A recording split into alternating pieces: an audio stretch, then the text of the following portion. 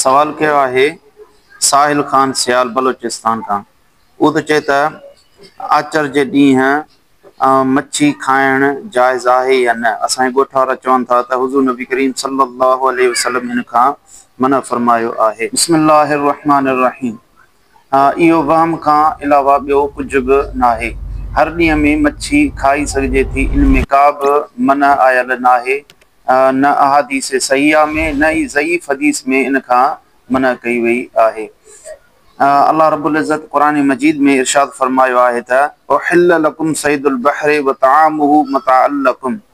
ऐं हलाल कयो वियो आहे तव्हां जे लाइ दरियाहनि जो शिकार ऐं उनजो खाइण बि तव्हां जे लाइ सामान आहे। इन आयत मुबारका मां मालूम थियो त समुंड ऐं दरियाहनि जो शिकार यानी मच्छी खाई सघिजे थी, हलाल आहे। ऐं इन में का बि तख़सीस आयल न आहे त फलाणे ॾींहं ते मना हुजे या फलाणे ॾींहं ते जाइज़ हुजे। इन करे इहो मुतलकन हुकुम आहे।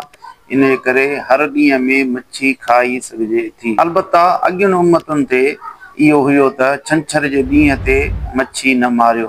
इहो हुकुम सिर्फ़ु उन्हनि जे लाइ हुयो, इहो असां उम्मत जे लाइ हुकुम नाहे। वल्लाहु आलम।